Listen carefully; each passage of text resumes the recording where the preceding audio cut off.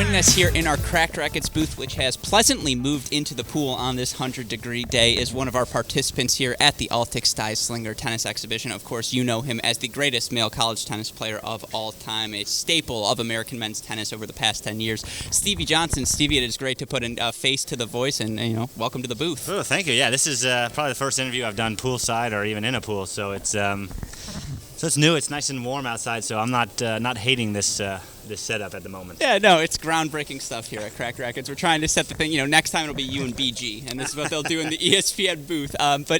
So for you, I guess I have some fun questions for you since we're in the pool. We'll keep things light, but just in general, quickly, for you to get some exhibition reps here in this event. I know you've been playing match play 120 as well, but how are you feeling about the state of your game right now? Oh man, not great to be honest. It was a bit rusty out there.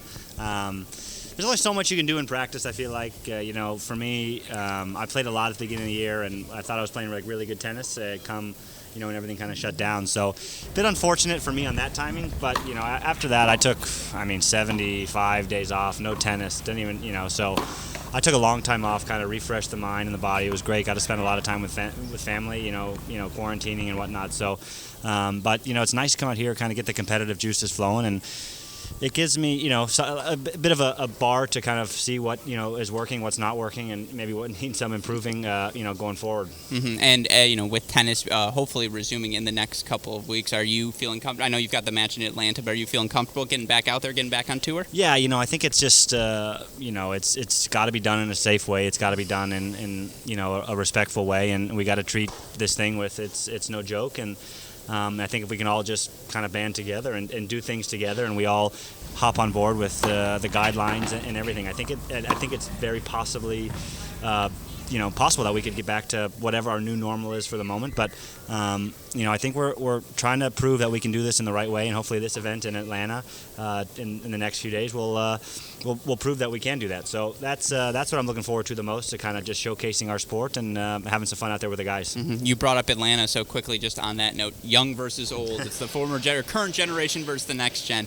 How excited are you to participate in that? Yeah, it's crazy because I feel like I'm not old, but I'm we're playing these guys, Riley and Tommy, Taylor, and Francis, and they're all 22, and they're I'm 30, Sam's 32, John's 40, tennis is 28, 29, so it's just crazy that, to think I feel like I was still at USC not too long ago, but, I've been gone this is my 9th year on tour, so it seems crazy to me that I'm one of the old guys now, but it comes fast, but I've enjoyed the ride. Yeah, no, again, it's been so fun for us to watch, and tennis may be the youngest, but he's got a 55-year-old's personality, right? Yeah, he might have an older man's personality than that. Exactly. Other than the death metal music that he rocks out to in the morning. Yeah, exactly. No, so it'll be fun. Well, all right, since we have you in the pool, I want to have a little bit of fun. It's a fast four format. I'm going to go fast four with my questions. Might get a win now well. this week then. Yeah, well, I don't know. My questions get pretty tough. We'll see about that. But let's start with this. You're calling your own lines this week, which is always fun. The worst you have ever hooked someone? Jeez, there's ice getting thrown at me from Sam Querrey in the cabana over there. I've probably back. There was one really Meister? bad. One really bad one in college, and I've given my apologies to Klon. It wasn't against Klon, but it was against his team up at Stanford. It was a bad day. Their fans were just ruthless, and I just decided to give them one. And I apologized to Klon after, but the crowd I felt deserved it that day. But other than that, I don't know. It's I'm the worst at calling my own line. So I'm probably playing balls out here that are not close, and I it's just we're just out here to compete and have fun, and you're not trying to call anything tight, and nobody is out here, and that's the fun part with us. So you feel like you sometimes give away a lot of points when it really matters the most. Yeah, no, again, everyone's having fun. Was it Thatcher? Was it Clayton?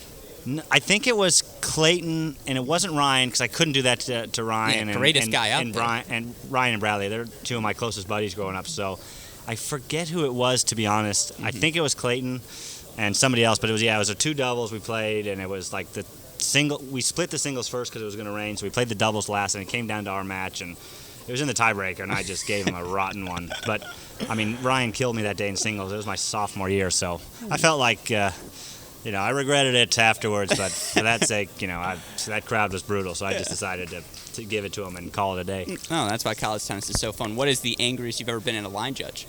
Oh boy, I have been. Gosh, you're pretty calm. Yeah, I'm a pretty calm guy. Look, there's. I mean, you always get angry at line judges, but at the end of the day, I always try and either apologize if because I know if I've been in the wrong, or it's because I know they're up there, they make mistakes, I make mistakes. It's nothing personal. So when I tell, you see them all every week. It's I try and tell them that, like, hey, look, like, if I had you the next day, like, I don't hold anything against you. Just it's a sport, and we all make mistakes, and we all put our best foot forward. That's what I hope for. So you try not to get too upset, but sometimes when it's not going your way, you definitely feel worse. But they're out there just trying to do their best, and same as us. For sure. Well, with the theme of tension in mind, let's just again, I'm switching note here. Fast forward. You're at the bars. We're in Miami. The bars, I feel like, are part of the thing. Not that we're doing that because it's COVID. No. You guys see the 6 feet gap here. Absolutely not. Yeah, this is more than 6 feet. And by the way, Kendall, he's not. I've seen him straight. Not to the hotel. Adria tour, okay? Yeah, exactly. But for you, let's say you're at the bar, right? And sort of someone's a UCLA fan. They're like, oh, that's Stevie Johnson. I want to go after him. You get one guy on tour to join you in that fight against these hooligans. God. Who are you picking? That's a strong one. I don't know. There's a couple girthier men on the tour. Yeah. I feel like that are well equipped. I think I might pick like Tsonga. Like, I feel like he's like. Yeah. That's a good one. Like, not afraid to. Not that he would, but like, I feel like he's a big guy and knows what he's doing. Verdasco. Nando is not. Yeah. That's a tough punch. Definitely not picking like Query or Isner. They're just soft. Not general. Fritz. Yeah. No, God, no. Yeah, none of the young American boys. I feel like they're spending too much time behind the video game controller. Yeah, no, if it's a COD game, yeah, maybe you take them in that fight. I take them online any day, no problem. Yeah, I like that for sure. No, that's awesome. Well, then again, for you, just keeping all around the board. The match in your life doesn't have to be a loss; could be a win as well. You wish you could replay. Gosh. One I could replay. Quigley, or were you so done with that match? You're like, college, I don't know. Maybe I'm just so far removed, and I try not to ever think about it, to be honest. Mm-hmm. Like, it's just not in my nature to. Of course. To kind of, I don't know. It's just something that feels like history to me, and if somebody wants to talk about it, sure, but it's never getting brought up on my end or ever. But there's a few matches. U.S. Open, I really enjoyed. The one I had a crazy comeback against Donskoy in 2016, I think. Mm-hmm. I wish I could have the Murray match back at the Olympics. Sure. I was serving out. Quarterfinals? Serving up 4-3 in the third. In the quarters. Yeah, and then or that same day. Look, those same days, I had such a down losing to Murray, and then winning the bronze with Jack. So it's. I don't know if I could pick one day in tennis. I think that would be maybe the one, just because of the highs and lows. I mean, it encompassed quite a bit of emotion that day. I'll tell you that. Yeah, no, that is awesome. All right, well, last two questions for you, both themed on the players that are here this week. The ATP passes a rule for some reason. They say, hey, all of you guys who are at this Altec Styslinger Tennis Exhibition, that's your quarantine crew. So you have to pick one of the players here to be your coach and travel with you for the next year on tour. Ooh. Who are you taking? It has to be the players. Has to be. Well, yeah, can't be Craig. Yeah. I would pay probably Sam. He's one of my closest friends. Even with the ice cube incident. Yeah, even with him throwing ice cubes at me a few minutes ago.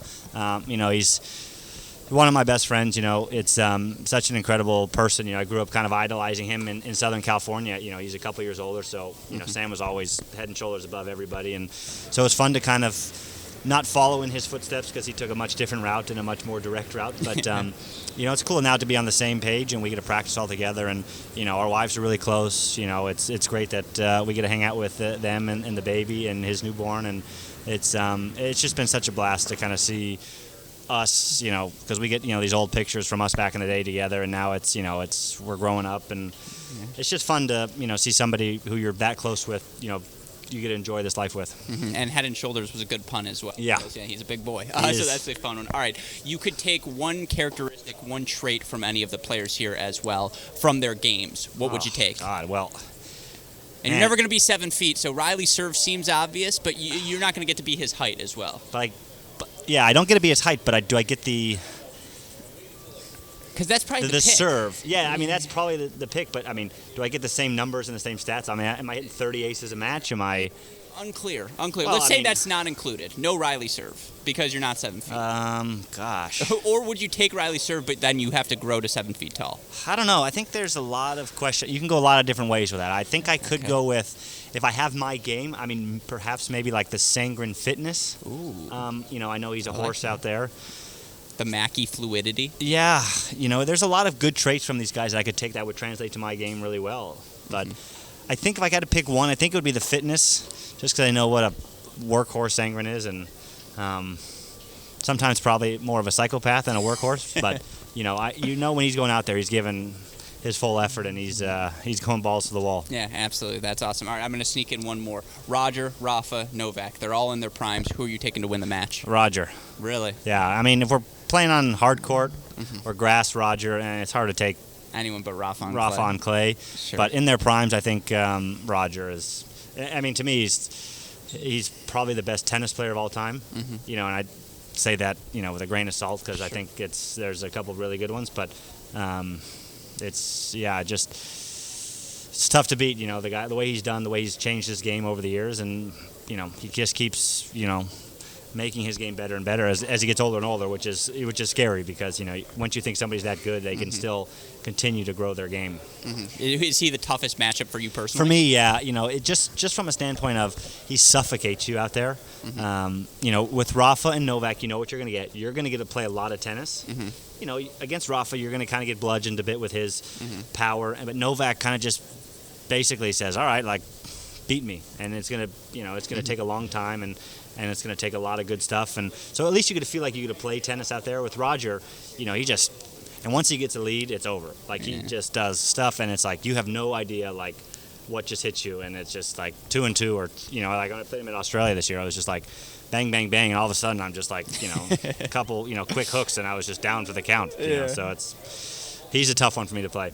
Well, I will say this, as an American men's tennis fan, this sort of get back to the beginning, when we've talked before in the past, but part of the reason I got into tennis so much was because I so enjoyed watching your USC teams battle and, obviously monitoring your career these past 10 years. It's been a pleasure. So, Stevie, thank you for joining us for the Poolside interview. Yeah, of course, anytime. Yeah, of course.